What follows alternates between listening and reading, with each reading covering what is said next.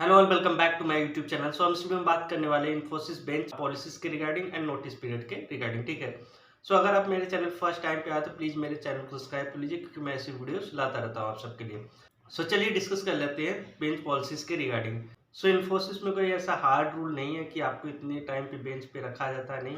वो डिपेंड करता है प्रोजेक्ट की अवेलेबिलिटी के ऊपर, और ये देखा जाता है कि आपका स्किल सेट। फ्रेशर्स के लिए कुछ ऐसा स्किल सेट मैटर नहीं करता है। अगर कोई बंदा बेंच पे जाता है, उसके दो रीजन होते हैं। पहला होता है कि प्रोजेक्ट की अवेलेबिलिटी, या तो बंदा खुद प्रोजेक्ट में काम करना नहीं चाहता है। ठीक है। पहला सिनेरियो हम लेके चलते हैं यार, कि अगर मान लीजिए कि प्रोजेक्ट नहीं है, तो आपके ट्रेनिंग होने के बाद स्किल सेट कभी मैच करता है, कभी नहीं मैच करता। तो ये स्किल सेट उतना फ्रेशर्स के लिए मैटर नहीं करता है। बट ज़्यादा से ज़्यादा यही होती है कि आप प्रोजेक्ट की अवेलेबिलिटी ही नहीं रहती, जिसकी वजह से अपकमिंग प्रोजेक्ट का वेट करते रहते हैं। इसके रिगार्डिंग प्रिपेयर करके रखते हैं कुछ बैकअप के लिए। हमेशा बड़ी जो बिग एमएनसीज होती है, वो बैकअप में अपने एम्प्लॉयज़ को जरूर रखते हैं कि कोई सा प्रोजेक्ट जब भी आए तो वहाँ पे एलोकेट करके काम करना शुरू कर दे। ठीक है। एक तो वो चीज़ होती है। दूसरी चीज़ ये होती है, कभी कॉन्ट्रैक्ट मिला और वो फिर से कॉन्ट्रैक्ट हाथ से चला गया, वो दूसरे कंपटीटर के पास, जैसे कि अदर कंपनीज के पास चला गया। दो सिनेरियोज हो जाते हैं इसमें भी, कि प्रोजेक्ट की अवेलेबिलिटी के ऊपर, की प्रोजेक्ट मिला कि नहीं है कि नहीं, उसके हिसाब से बेंच पे एम्प्लॉयज़ को रखा जाता है। जबकि मैंने स्टार्टिंग में ही बताया आप सबको, कोई ऐसा हार्ड रूल नहीं है कि आपको बेंच पे ही डाला जाएगा। इसमें 2 से 3 महीने तो आइडियल होता है, कि अगर आप किसी भी कंपनी में जाओ, अगर बेंच पे जाते तो 2 से 3 महीने कोई दिक्कत नहीं होता। अगर हाँ 4 से 5 महीने हो जाते, 6 महीने हो जाते, तब भी कोई ऐसा बिग इश्यूज़ नहीं है, क्योंकि कंपनी के पास प्रोजेक्ट नहीं है, तो आपकी उसमें प्रॉब्लम नहीं है, दिक्कत नहीं है। उससे ज़्यादा 1 साल तक जब जाता है, वो प्रॉब्लम ही क्रिएट करेगा। तो आपके लिए थोड़ा-सा वो दिक्कत होता है यार, कि हैंड्स ऑन एक्सपीरियंस कुछ भी नहीं है। उसके बाद कोई कुछ चीज़ें लर्निंग नहीं हो पा रही होती है उतनी अच्छे से, क्योंकि अगर आप प्रोजेक्ट में होते हो, ढेर सारी प्रोजेक्ट स्ट्रक्चर, क्या-क्या चीज़ें होते हैं, क्लाइंट से बात करना, so many things you will learn. But अगर आप बैठे हैं एज ए बेंच पे, तो उससे ज़्यादा कुछ लर्निंग नहीं हो। भले आप कुछ भी सीखते रहिए, बिना प्रोजेक्ट लाइव पे काम किए हो, एक लाइव पे बंदा काम कर रहा हो, उसका एक्सपीरियंस टोटली डिफरेंट होगा। ठीक है। ऐसा मैंने कुछ सिनेरियोज देखा है, बंदे 4-5 महीने के बाद अगर प्रोजेक्ट नहीं पाते, तो दूसरे कंपनी के बारे में सोचना स्टार्ट कर देते हैं। ये कोई प्रॉब्लम या दिक्कत की बात नहीं होती। मैं 2 बंदों का एग्जांपल दूंगा, कि जो बेंच पे थे, उन्होंने प्रोजेक्ट या चेंज किया। देखिए, एक बंदा ऐसा था यार, कि जिसको दूसरी कंपनी से ऑफर लेटर आया, वो वहाँ ज्वाइन करने के लिए जा रहा था। फिर उसने अपने मैनेजर को बता दिया कि भाई, मुझे एक कंपनी से ऑफर आया है, यहाँ से आपसे हम प्रोजेक्ट मांग रहे थे, बार-बार आपने प्रोजेक्ट नहीं दिया, तो मुझे दूसरी कंपनी जा। तो तुरंत मैनेजर ने क्या किया, कोई टास्क का प्रोडक्शन वाला, उसको डॉक्यूमेंटेशन थमा दिया गया। बोला कि ये पढ़ लो पूरा, और जाके फ्रेशर्स को समझाओ कैसे-कैसे होता है, जब प्रोजेक्ट आएगा इस पे हम काम करना शुरू कर देंगे। तो ऐसी-ऐसी बात ये होती है। और सेकंड सिनेरियो, दूसरा बंदा ऐसा था यार, वो बंदी थी एक्चुअली। वो हुआ क्या था कि यार, उसको भी ऑफर आया, उसका दोस्त ही थी।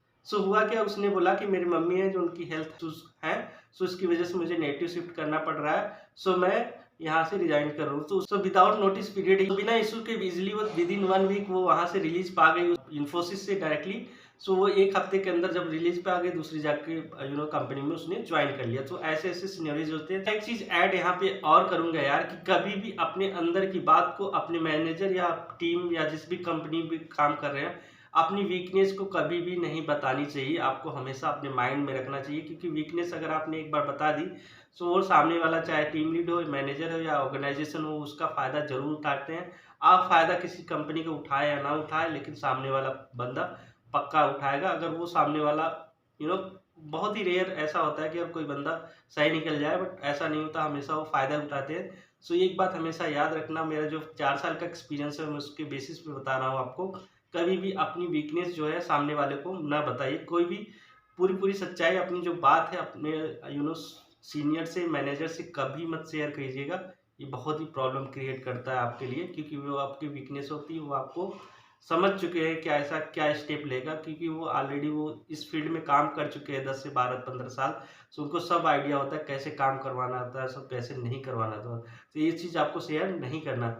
आई होप ये पॉइंट आपको समझ में आ गया, कि यार प्रोजेक्ट पे अनअवेलेबिलिटी के कारण जो बेंच पे एम्प्लॉयज। सेकेंड पॉइंट ये है, कि जैसे मेरा एग्जांपल ले लीजिए, जैसे मैं इन्फोसिस में काम कर रहा हूँ। ठीक है। अगर मुझे प्रोजेक्ट एलोकेट हो रहे हैं, मुझे पसंद नहीं आया, मुझे अच्छी टेक्नोलॉजी नहीं, मैंने मना कर दिया। ठीक है। एक किया, फिर दूसरी ऐसी है, दूसरा भी एक कर दिया, तीसरा भी, तो एक कारण वो भी होता है बेंच पे जाने का। ठीक है। सो ये इसमें एक प्रॉब्लम ये ज़रूर आती है, सो आपके नाम के आगे समझ लीजिए एक टिक ब्लैक मार्क या रेड मार्क लग जाएगा, अगर आप प्रोजेक्ट नहीं ले रहे हैं, सो वहाँ पे थोड़ा इश्यू हो सकता है आपके नाम के आगे। सो ये हार्ड रूल नहीं है, बट हाँ, ये मेंशन होता ज़रूर। सो अब टोटली बात आती है कि क्या एम्प्लॉइज़ जो बेंच पे होते हैं, क्या उनको फायर कर देती हैं? इनफोसिस ऐसा कुछ भी नहीं है, हार्ड रूल कोई नहीं है, वो फायर बहुत ही एक्सेप्शन या रेयर केस होगा जो बहुत ही प्रॉब्लमैटिक या कुछ इश्यू रहा होगा, उसकी वजह से अगर कोई बंदा बेंच से फायर किया जाता तो हो सकता है, बट ऐसे कभी भी किसी को फायर नहीं करते हैं, ठीक है। ये दोनों पॉइंट आप क्लियर हो गए कि इन्फोसिस में बेंच पे जाने के दो रीजंस, एक तो खुद बंदा ना ले, दूसरा ये है कि प्रोजेक्ट की अवेलेबिलिटी ही नहीं है, ठीक है। अब कुछ बातें जो हमेशा हमको याद रखनी होती है यार, कि अगर आप कंपनी में है तो आपको कुछ बातें याद रखनी है जब आप बेंच पे, ठीक है। आपकी अटेंडेंस हमेशा अप टू द मार्क होनी चाहिए, अच्छी होनी चाहिए। फालतू का लीव नहीं लेना है आपको, लीव विदाउट पे वगैरह कुछ नहीं लेना है आपको, ठीक है। और ऑफिस आवर्स, जैसे कि अगर आप अभी तो मान लो वर्चुअली चल रहा है, तो आपको ऑनलाइन हमेशा थोड़ा बहुत दिखते रहना चाहिए, जिससे कि आप जिसे रिपोर्ट करें ऐसा ना लगे कि उसके आरक्यू तो अवेलेबल ही नहीं है। तो थोड़ा इस बात का भी ध्यान रखें, थोड़ा ऑनलाइन रहा करिए, कुछ भी उसी प्लेटफॉर्म वहीं से सर्च करिए, पढ़ते रहिए, बट हाँ, थोड़ा ये सब मेंटेन करके रखिए। हर कंपनी में 3 to 4 मंथ्स के इंटरवल में कुछ सर्टिफिकेशंस होते रहते हैं, तो आपको उसमें इन्वॉल्व हमेशा रहना चाहिए, जिससे उनको पता लगता रहे कि हाँ, बंदा कुछ ना कुछ कर रहा है। सो जिससे अगर आपको नेक्स्ट प्रोजेक्ट से कॉल आएगा, आप बेंच पे हैं, तो आप बता सकते हैं, क्योंकि वो ज़रूर मेंशन किए करेंगे कि आपने क्या किया इन दिनों में, लर्निंग प्रोसेस रहा है कि नहीं आपका, सो आप इसको एक्सप्लेन कर पाएँगे। सो अभी मैं आपको बता दूँ, अगर आप बेंच पे हैं, तो प्लीज़ एक चीज़ कंसीडर करिए, कुछ ना कुछ पढ़िएगा तो ज़रूर पढ़िएगा क्लाउड के बारे में, क्योंकि क्लाउड में ढेर सारी कंपनीज़ अभी फ्री में प्रोवाइड करती हैं, सर्टिफ़िकेशन के पैसे खुद वो पे करती हैं। सो आपको इन 3-4 महीनों में आपको वो कम से कम एक क्लाउड, चाहे एज़्योर पढ़ लो, चाहे जीसीपी, गूगल क्लाउड सर्टिफ़िकेशन जो होता है उसका कर लो, चाहे तो एडब्ल्यूएस, और ढेर सारी हैं, बट ये 3 मेजर हैं। सो अगर आपको लगता है तो आप ये सर्टिफ़िकेशन ज़रूर कर लीजिए, क्योंकि कंपनीज़ ही आजकल पैसे पे कर रही हैं उसका, एग्ज़ाम्स को जो अगर आप क्लियर करते हैं तो इसके बारे में थोड़ा इलैबोरेट कर लीजिए, क्योंकि ये आपके फ़ायदे की चीज़ है। ये सब चीज़ें मैंने बता दी अभी रिगार्डिंग बेंच एम्प्लॉय। सो अब बात कर लेते हैं नोटिस पीरियड के रिगार्डिंग। सो नोटिस पीरियड अभी फ़िलहाल इन्फोसिस में 3 महीने की होती है। सो कभी-कभी ऐसा होता है कि जैसे आप क्रिटिकल रिसोर्स नहीं है, किसी प्रोजेक्ट में आपके ऊपर इतनी ज़्यादा डिपेंडेंसी नहीं बनी है, सो अगर आप निगोशिएट कर सकते हैं, आपके निगोशिएशन स्किल्स के ऊपर मैटर करता है कि आप निगोशिएट कर पाएँगे कि नहीं।